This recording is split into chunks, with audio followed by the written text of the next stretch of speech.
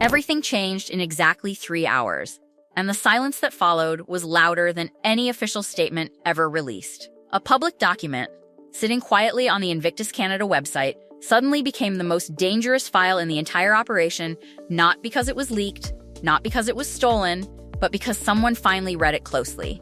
Rachel Maxwell, a commercial airline pilot with a background in medical finance, didn't break into anything, didn't hack anything, didn't speculate. She simply downloaded a government contract.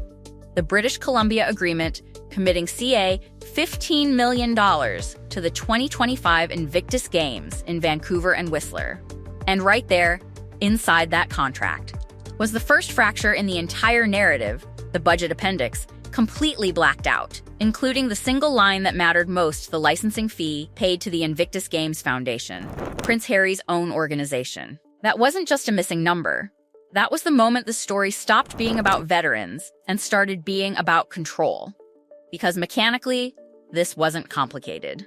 Public money moved from the government of British Columbia into the Vancouver Whistler Games Corporation, and from there, a portion flowed directly to the Invictus Games Foundation as a licensing fee.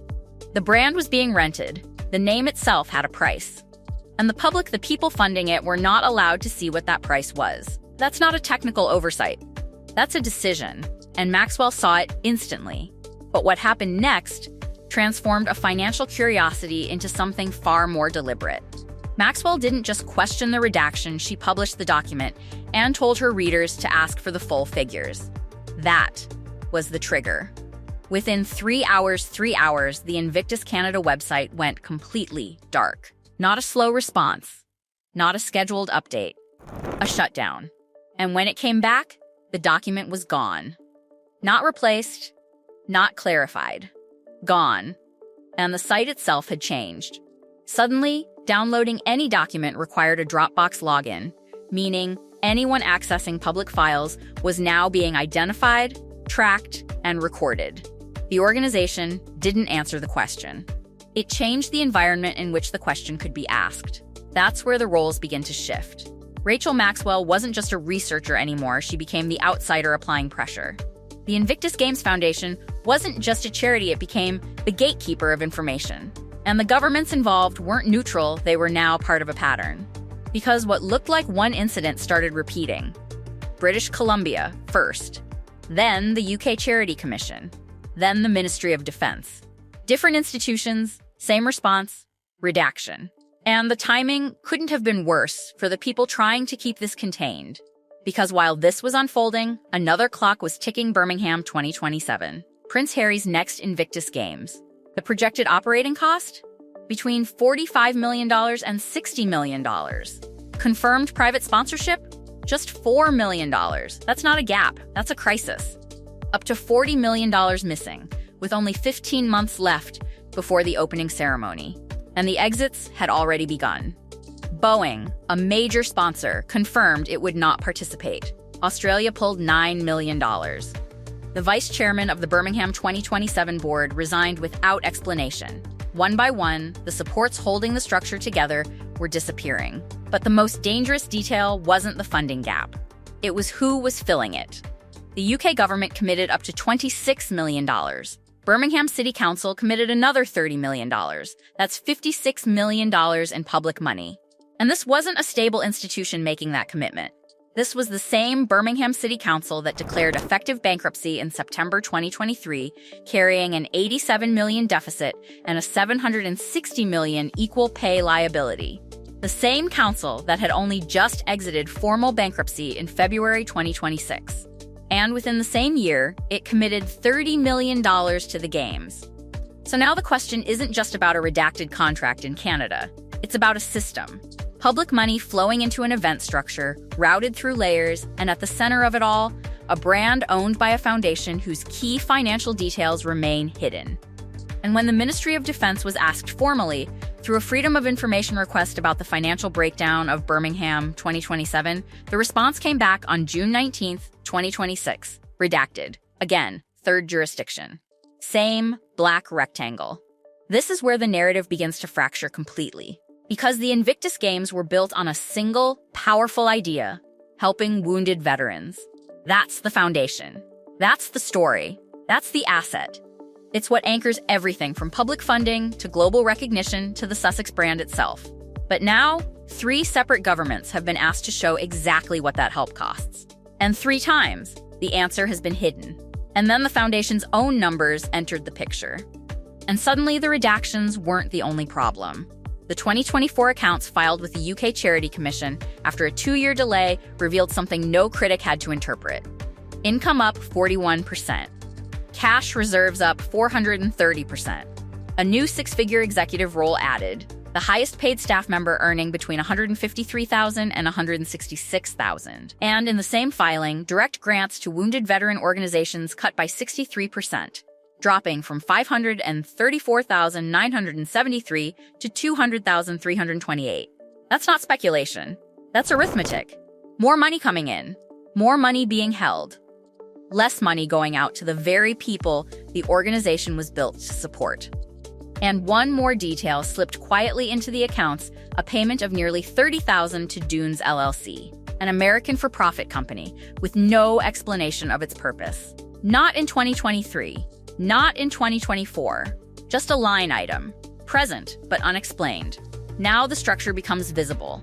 Money flows toward the event, the brand, the organization, the executives, and at every point where it should flow directly to veterans' grants, support, protection, the numbers shrink, or disappear, or get redacted. And when those patterns are questioned, the response isn't clarification.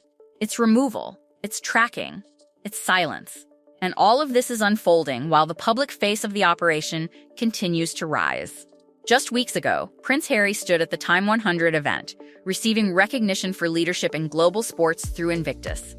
The image is clean. The message is clear. But underneath that moment, 3 governments are withholding financial details about the same organization. A $40 million funding gap is widening. Sponsors are walking away. And the one number that could explain everything, the licensing fee paid to the foundation, remains hidden behind black ink. So now the story isn't just about what's been revealed. It's about what's being protected, because a website doesn't go down in 3 hours over nothing. A contract doesn't hide a number unless that number matters. And 3 separate institutions don't respond with redactions unless the pattern itself is the point. And if the pattern is the point, then the next question becomes unavoidable. If this is what happens when one researcher looks at one contract, what happens when the next document surfaces, and who is already preparing for that moment? The moment the 3rd redacted document appeared, the story stopped being about isolated incidents and locked into a pattern that couldn't be ignored anymore. June 19, 2026, Rachel Maxwell publishes the Ministry of Defense response to her Freedom of Information request about Birmingham 2027. The same games now carrying a $56 million public funding commitment. And just like British Columbia, just like the earlier filings, the answer came back covered in black. Different country. Different authority. Same silence. That's not coincidence. That's alignment.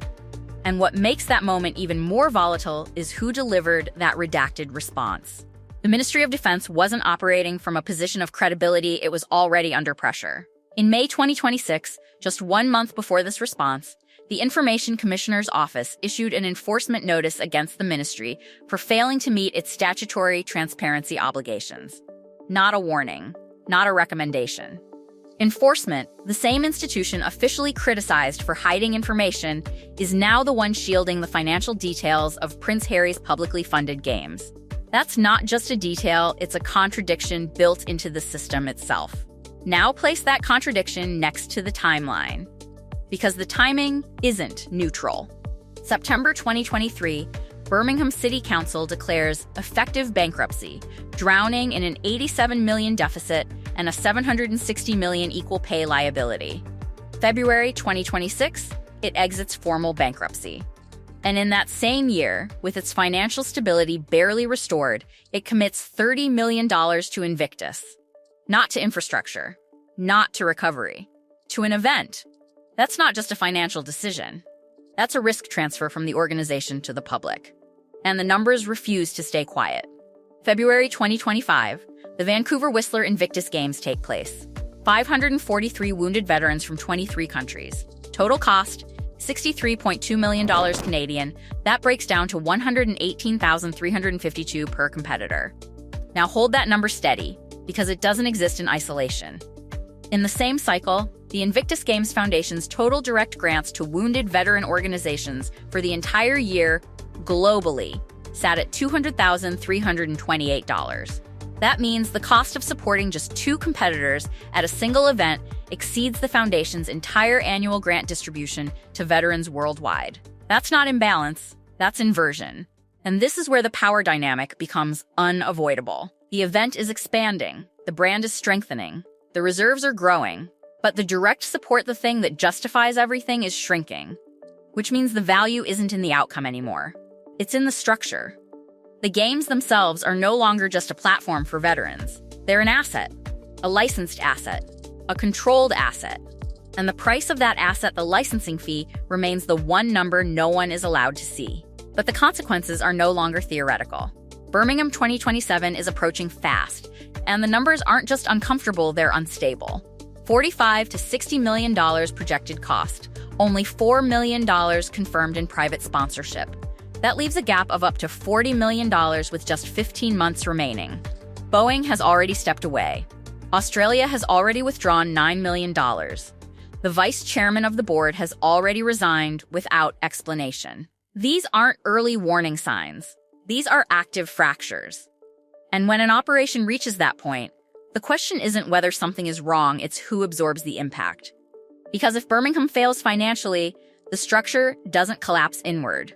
It pushes outward, onto taxpayers, onto a city that only just recovered from bankruptcy, onto a government already being questioned for its lack of transparency. That's the real exposure hidden behind those redactions. And yet, despite everything, the public image remains intact. The speeches continue, the awards continue, the narrative continues. The Sussex commercial operation, already under pressure from declining external deals and financial expectations estimated at $3 million annually, is still anchored to one central story: Invictus works. Invictus helps. Invictus justifies everything. That story isn't optional. It's essential. It's the last uncontested asset.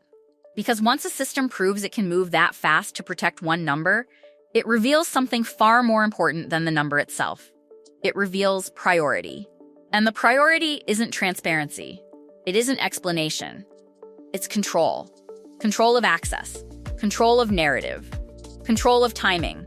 And most importantly, control of what the public is allowed to know about where its money is going. And now, everything is converging.